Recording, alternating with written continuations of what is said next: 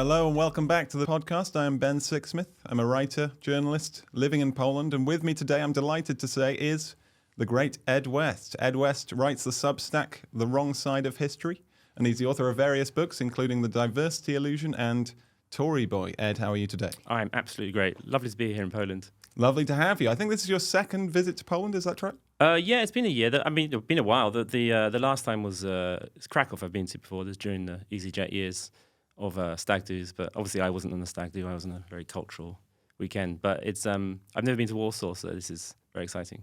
I remember when I came to Poland 10 years ago, the country kind of had a reputation, the country itself, as being kind of grey, austere. People had these visions of communist Poland and people queuing outside shops and the factories. But I feel like when I speak to English people now, the kind of reputation of the country itself has changed. Do you think that's fair to say? Yeah, definitely. I mean, it just takes time and sort of generational turnover. But I grew up in West London, so I went to Catholic school, so there were quite a few Poles there. And Poland was always, viewed in exactly that kind of, long queues, a poor country, a place that suffered horrendously in the past. And I suppose, grey. And so I suppose the food was also, even though the British can't talk about the food, but the food is always considered, this kind of very stodgy Eastern European communist kind of stuff. It's actually really nice. I've come to like it a lot. But yeah, now Poland is, it's obviously changed quite rapidly. And that's visible. It's been over a decade since I last went, and that's clear, just in the attitudes of the people. It's become, it's gone through this kind of secularization process, quite similar to Ireland and Spain, which seems very rapid, and becoming, I suppose, more like Western Europe, and maybe not in a particularly good way. How could that manifest itself, for example? My main view always is that whenever religion declines rapidly, there's always some sort of radical political result. America is the obvious example. America has had massive loss of faith in the last 20 years, and that's completely coincided with this kind of radicalization in politics. And people have started proclaiming other sort of beliefs which aren't based on science. The obvious one had been on people being able to change sex. And that happens in every society where there's a massive secularization, like France in the 18th century was like the first famous example, and the revolution was completely linked to that. Russia had a massive loss of faith in the late 19th century and a kind of loss of respect for the church. And the idea that you can suddenly lose your religion and there's not going to be some sort of political effect, some radical shift in opinions is, it would be naive. So it's kind of slightly does worry me that Poland is kind of making some of the same mistakes that some Western countries have made as well. Yeah, I sometimes talk to Polish people here who will tell me, we're such a backward country. You can't be used to this stuff. Where you come from, I'm sure there's kind of gold raining down from the sky. You just need to push out a wheelbarrow and scoop it all up. I remember someone, when they had to see a medical specialist, they said, "Oh, Ben, I have to wait for 6 weeks. You can't be used to this coming from Britain. I'm sure you can just, Imagine waiting 6 weeks in Britain. Imagine waiting less than 6 months. I know. Absolutely. It's unthinkable. The thing is, communism was devastating in many ways, but economically, pretty most of all. If you look at the graphs of GDP per capita, all the sort of Warsaw Pact countries were so far behind the West, and that takes a generation. That takes a while to come back.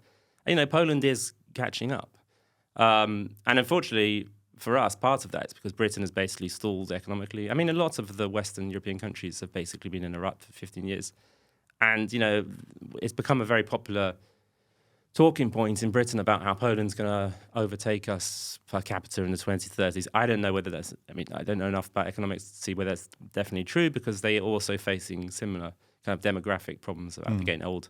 My take would be, you don't measure don't measure a country, how advanced a country is by how much it's how progressive it is on sort of left-wing social values. You can measure it in all sorts of other ways. One way is obviously economically, we all want to be wealthy, but it would be a mistake for Poles to sort of totally embrace some of the kind of crazier things that are particularly coming out of the United States. If Poland starts embracing, for example, multiculturalism in a serious way, there's basically no going back on that. Same impact that England and France have had. Do you think this is a symptom of material development when countries become richer?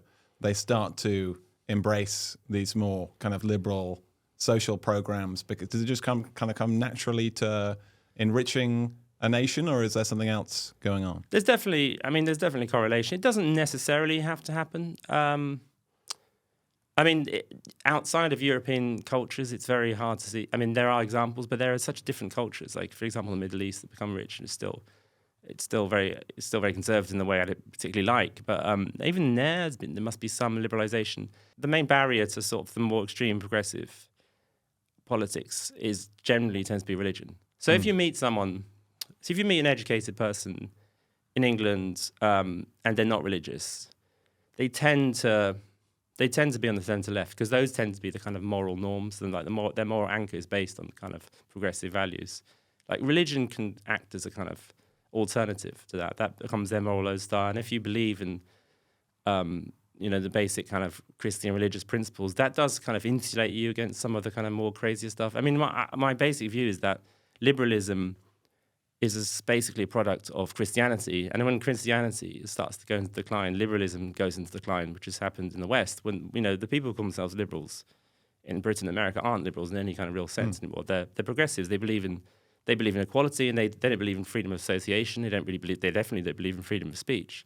They want to reorder society in a way that's fairer to them and more equal, based on, sex, race, all these other characteristics, which liberalism is not really about. Liberalism is about is actually more about having like religion pulled away from politics. It's about taking it away so that we can have a system where people are able to kind of independently flourish. It doesn't mean, the system we have now, where universities become kind of hostile places for conservatives, where we have laws which make overt conservative beliefs in many offices basically illegal or troubling anyway.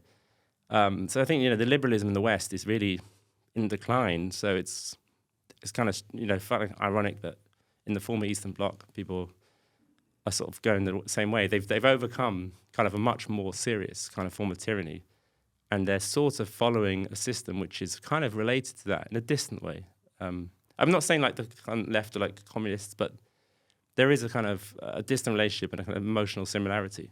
The historian Tom Holland has a book, Dominion. Yeah, it's great. Where he writes about how these kind of liberal and progressive ideas about race, about sex, and just about freedom in general, are to a great extent products of Christianity. Do you think it's when you take the God out of it, when you take the theology out of Christianity, the kind of not the politics, but maybe the political implications of the faith become radicalized and kind of mutate into something different? Yeah, I mean, once you take out the supernatural, it becomes kind of less rational in a way, because Christianity has a body of kind of wisdom and beliefs which kind of inform people's, informs people's worldview and gives them a kind of an understand, at least appreciation, for example, of the fragility of human nature, which progressivism doesn't.